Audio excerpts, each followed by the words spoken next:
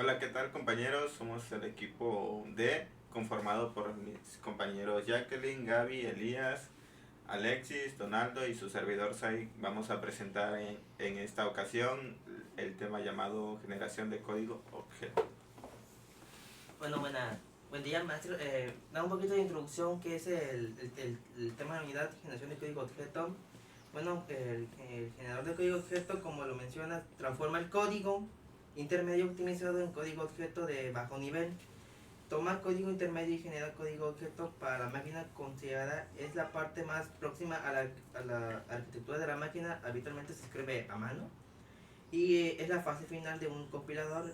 Es la generación de código objeto que por lo general consiste en código de máquina relocalizable o código ensamblador, y las posiciones de memoria se seleccionan para cada una de las variables usadas por el programa, y después cada una de las instrucciones intermedias se traduce en una secuencia de instrucciones de máquina que se, que se, que se ejecuta en la misma tarea. Bueno, ahora seguimos con los registros, que pues la primera pregunta que tenemos aquí es eso. Tenemos en cuenta que los registros son la memoria principal de la computadora. Existen diversos registros con propósito general y otros de uso exclusivo. Tenemos algunos tipos de funciones que pueden ser los registros acumuladores, los punteros de instrucción y de pila. También tenemos los registros físicos. Bueno, los registros son espacios físicos dentro del microprocesador con capacidad de 4 bits hasta 64 bits. ¿Quiénes lo utilizan? Bueno, antes que nada tenemos que tener en cuenta que para tener un desarrollo de esta parte tenemos que hablar de los registros de activación. También tenemos que el tipo de lenguaje que permite recursividad son los registros de activación que se asignan dinámicamente. Ok, ya pasando a la parte de distribución, tenemos que la CPU tiene 14 registros internos. Cada uno de ellos está, o tiene más bien 16 bits, y los cuales están numerados de derecha a izquierda, de tal modo que los bits menos significativos son el bit el bit 0. Y los registros se pueden clasificar de diferentes formas, como registros de datos, registros de segmentos, registros de punteros de pila y registros de índices. En esta parte, los registros de datos, tenemos que uno sería AX, que sería el registro acumulador, que es el principal empleado en la operación aritmética. BX sería el registro de datos, que se usa para indicar un desplazamiento. CX, que sería el registro contador, se usa como contador de los bucles. Y DX sería el registro de datos. Estos registros son de uso general y también se pueden utilizar como registros de 8 bits. Estos utilizados como para referirse a ellos, como ejemplo tenemos AH y AL, que son los bits altos y bajos del registro AX. Esta nomenclatura se aplica también en los registros BX, CX y DX, que también se indicarán más adelante. Bueno, ahora hablaremos sobre los registros de segmentos, que son 4. El primero es CS, que es el registro del segmento, y lo que hace es que contiene la dirección de las instrucciones del programa. De ahí le prosigue DS, que es el registro de segmento del dato, y pues contiene la dirección del área de la memoria en donde se encuentran los datos del programa. De ahí es SS, registro del segmento de la pila, y pues contiene el segmento de la pila. Y pues como sabemos, la pila es un espacio donde se tiene memoria temporal, y este pues se usa para almacenar valores. En este caso lo maneja de 16 bits. De ahí está el ES, que es el registro del segmento extra, y ese contiene la dirección del segmento extra. ¿Y este de qué trata? Pues trata de que contiene los segmentos de los datos adicionales que se utilizan para superar la limitación de los 64 kilobytes del segmento de datos. Y a grandes rasgos pues todos contienen las direcciones. De ahí hablamos sobre los registros punteros, que son dos, que es el SP, que es el puntero de pila, y pues también contiene dirección, que es relativa al segmento de pila, el BP, que es el puntero base, y pues se utiliza de manera fija hacia la pila, y así podemos nosotros se puede acceder al elemento de la pila. De ahí están los registros índices, que solamente son dos, que es el C y el D, que es el índice fuente y el índice destino. Esto me recuerda un poco a la materia que llevamos en la carrera, ¿no? Que es lenguaje de interfaz, que la dio la profesora Liliana y el profesor Guillermo. En caso del profesor Guillermo, utiliza un programa que se llama Turbo Debugger, que exactamente utiliza estos registros para llevar a cabo procesos, ¿no? Como poner nombres, cambiar variables en los registros, pilas, entre otras cosas. Es interesante porque pues es algo que en la actualidad, que es un lenguaje conectado con el ensamblador, que ya es poco utilizado, pero pues se sigue utilizando en algunas aplicaciones principalmente, y dependiendo del procesador es la cantidad de almacenamiento de bits que ocupan, ¿no? Sí, bueno, y continuando, otra pregunta que tenemos que tener muy en cuenta es la aplicación de la generación de códigos. Ya hablando respecto a los temas que hemos venido abordando, tenemos que usar el registro de una variable tiene que ser solamente una sola y otra no.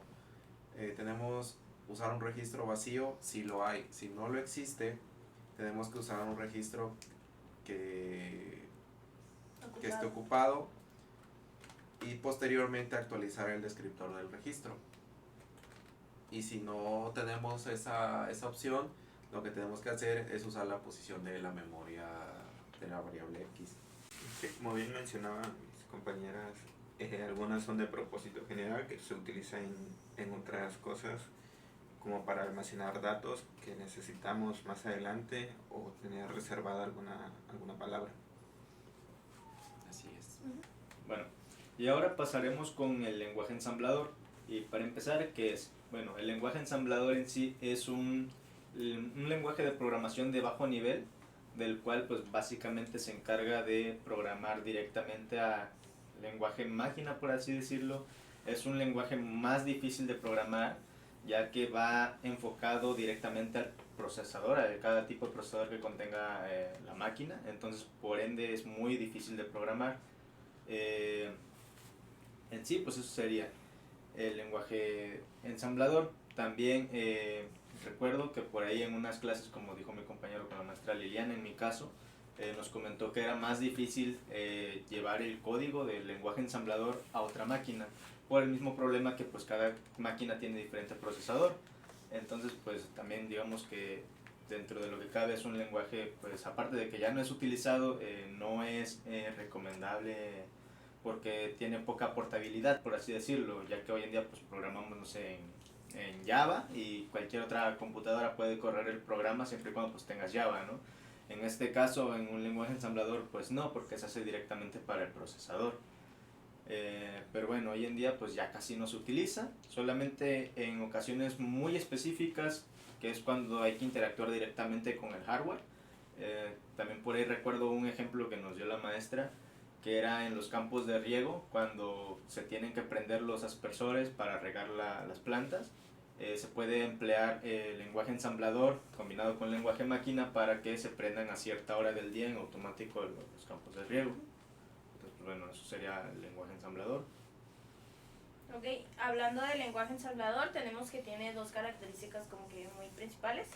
La primera sería que el programa lee un archivo escrito del lenguaje ensamblador y lo sustituye a cada uno de los códigos mnemotécnicos, que es equivalente al código máquina, y que los programas se hacen fácilmente portables de máquina a máquina.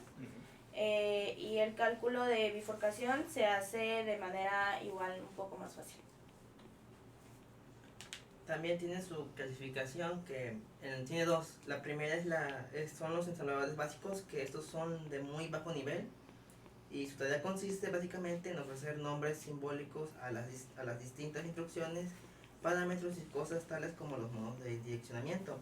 El segundo son los ensambladores modulares o macroensambladores, que son descendientes de los ensambladores básicos y fueron muy populares en la década de los 50 y los 60.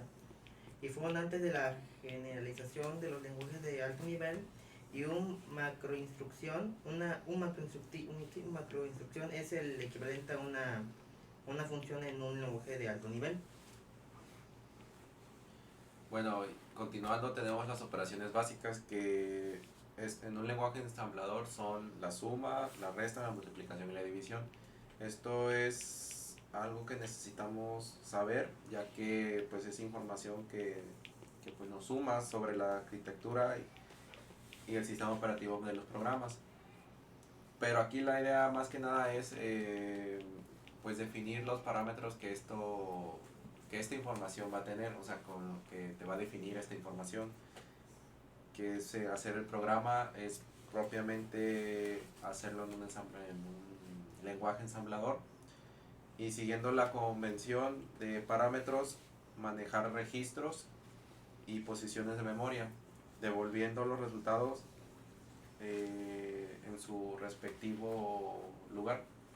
Entonces, más que nada, eso es como unas reglas de acuerdo a la información que nosotros vamos obteniendo conforme vamos investigando, ya sea el lenguaje ensamblador, los lenguajes de programación y todo eso, para que podamos tener un cierto orden y una cierta lógica y unos resultados positivos.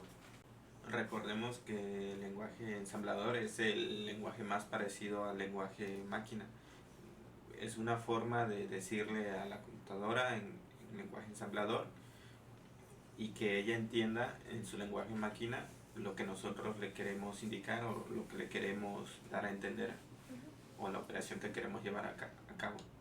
Sí, claro, también recordar, pues obvio que es de muy bajo nivel, o sea, realmente aprender a programar en el lenguaje máquina es muy difícil, porque es específicamente, pues depende del procesador, el lenguaje ensamblador, porque depende del procesador, y sí se puede transportar el lenguaje de máquina a máquina, pero pues depende que tengan el mismo procesador, porque como lo dije anteriormente, con Java, por ejemplo, pues no importa tanto cómo esté constituida tu computadora. En este caso, si tú tienes el compilador de Java, te va a correr, porque a fin de cuentas, bueno, en este caso es un lenguaje de alto nivel, entonces ahí hay como que una forma de traducir todo lo que nosotros estamos escribiendo. Pero sí, el lenguaje ensamblador pues es muy básico, digamos. O sea que no tiene una adaptabilidad muy fácil, No es tan fácil de portearlo a otras. como actualmente tenemos, que como dijiste es mucho más fácil para los programadores. Como cuando pasan la tarea, ¿no? Que terminan el código y nada más copia y pega y ya te funciona a ti, ¿no? Pero no, en este caso no es así de fácil. Lo que pasa es que en ese momento el lenguaje ensamblador estaba diseñado específicamente para la arquitectura de los procesadores por 86, 32, dependiendo qué tipo de arquitectura y procesador era como se diseñaba el lenguaje ensamblador para ese tipo de procesador. Por eso no es tan portable. Es una de sus principales desventajas que Es tiene. que eran más robustos los sistemas. Sí. porque apenas estaban descubriendo la manera en que podían llevar a cabo ahora sí que procesar datos. Entonces a la hora de procesar los datos se volvió algo más difícil de interpretar, al menos al humano, para plasmarlo en una máquina. Por eso está lo del lenguaje ensamblador. Sí, bueno, pues bueno, cabe recargar que a pesar de que es similar, no es lo mismo el lenguaje ensamblador que el lenguaje máquina, que pues bueno, ahorita lo vamos a explicar, pero pues no sé si quieran añadir algo más para pasar al siguiente tema. No, Creo que no. Continuando con los temas, hablaremos sobre lenguaje máquina. Es el que proporciona poca o ninguna abstracción del microprocesador de un ordenador. El lenguaje máquina no es entendible por las computadoras. ¿A qué me refiero con esto? A que funciona solamente con la lógica binaria, que es de ceros y unos, y generalmente implementada por mecanismos electrónicos. En general, el lenguaje máquina es difícil de entender, como ya lo había mencionado anterior mi compañero, por los humanos, por el cual se vuelve más difícil de utilizar. Se denomina lenguaje máquina a la serie de datos que forma parte física de la computadora o hardware. Es capaz de interpretar. El lenguaje máquina fue el primero empleado por el hombre para la programación de las primeras computadoras. Una instrucción en el lenguaje máquina puede representarse, pues como ya lo había dicho anteriormente, de ceros y unos, y esto se vuelve entendible por la computadora. Nosotros no lo entendemos, pero para la computadora es fácil de entenderlo. Por lo mismo se vuelve algo difícil de interpretar, y pues la computadora, al nosotros ingresar ceros y unos, ella interpreta eso como instrucciones para que así nos dé lo que nosotros le hayamos querido mandar a llamar. Esta dificultad hace que los errores sean frecuentes y la corrección de los mismos sea más costosa, cuando no imposible, al igual que la verificación y la modificación de los programas. Ok, pasando a las características ahora del lenguaje máquina, tenemos que esta realiza un conjunto de operaciones predeterminadas llamadas microoperaciones. Estas microoperaciones solo realizan operaciones de tipo aritméticas, como más, menos, multiplicación y división, lógicas como el AND, OR y NOT, y de control, que son la secuencial, de control y repetitiva. El lenguaje máquina también es dependiente del tipo de arquitectura, como lo habían mencionado. Así como un ejemplo, un programa máquina para una arquitectura Intel 86 no se ejecutará en una arquitectura PowerPC de IBM, al menos no de manera nativa. Y también tenemos que algunos microprocesadores implementan más funcionalidades llamadas SIGs, pero son más lentos que los RISC, ya que estos tienen registros muchos más grandes. Sí, claro, y bueno, hablando ahora sobre unas ventajas del lenguaje máquina, pues una de las ventajas es que tiene mejor adaptación al equipo, ya que, bueno, pues literalmente para la máquina, entonces por eso se adapta muy bien. Y pues obviamente al adaptarse muy bien y que sea para la máquina, pues consume menos uso de memoria, porque es un lenguaje pues de muy bajo nivel, es lenguaje máquina, como dijo mi compañera, ceros y unos, entonces pues prácticamente no está consumiendo nada. Pero bueno, al lado contrario, sus desventajas son que pues es prácticamente imposible escribir el código independiente de la máquina, y pues bueno, por ende tienes mayor dificultad en la programación y en la comprensión del programa. Y también obviamente para la persona que programe esto necesita tener mucho conocimiento pues, de la máquina en sí. Es necesario saber a detalle la estructura y la arquitectura de la máquina. Pues bueno, sí sería una gran desventaja. Bueno, continuando con el siguiente tema, tenemos administrador de memoria, que más que nada tenemos que tener en cuenta que es un proceso que hoy en día es muy importante, de tal modo que el uso bueno o malo influye mucho en lo que viene siendo el desempeño de la memoria.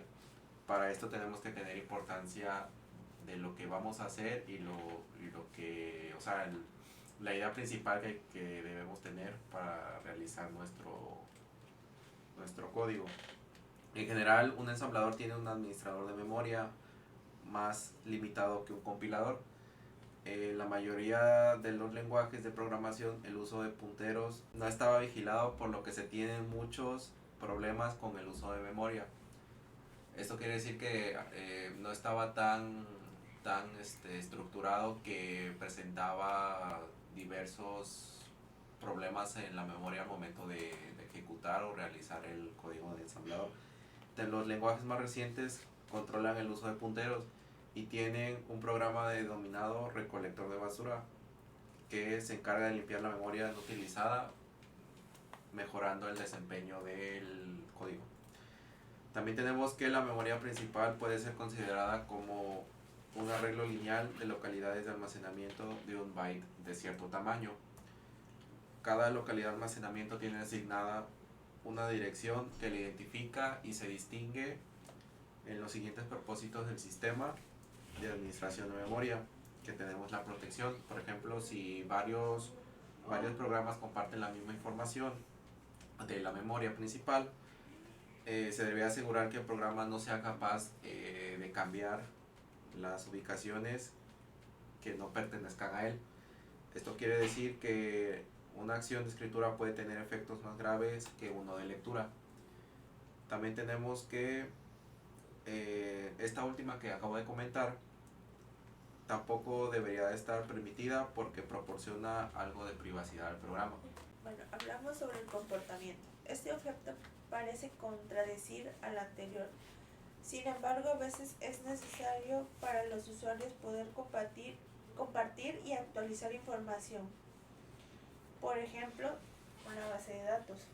Y si se organiza la tarea de entrada a la misma, se puede evitar el tener varias copias de la rutina. De ahí está la reubicación, que pues esta es la multiprogramación. Requiere de varios programas que ocupen la memoria al mismo tiempo, y sin embargo no se sabe con anticipación dónde será cargada cada programa, por lo que no es práctico. Usa direccionamiento absoluto de memoria.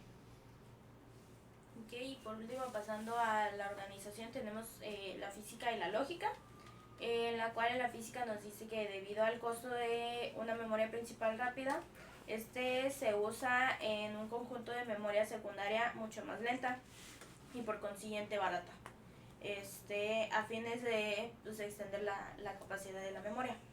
Y la organización lógica nos dice que aunque la mayor parte de las memorias son organizadas linealmente, con un direccionamiento secuencial, esta difícilmente concuerde con el camino seguido por el programa, debido al uso de procedimientos, funciones, arreglos, entre otros. Y pues todo esto forma parte de la estructura de la administración de memoria. Cada uno de los componentes de lo que tratamos, de lo que abarcamos, dan pauta a lo que es el tema en general, que es generación de código objeto. Y pues esto nos proporciona una como retroalimentación acerca de, porque nosotros ya habíamos llevado una materia de lenguaje de interfaz, entonces este tema nos ¿Termina de complementar?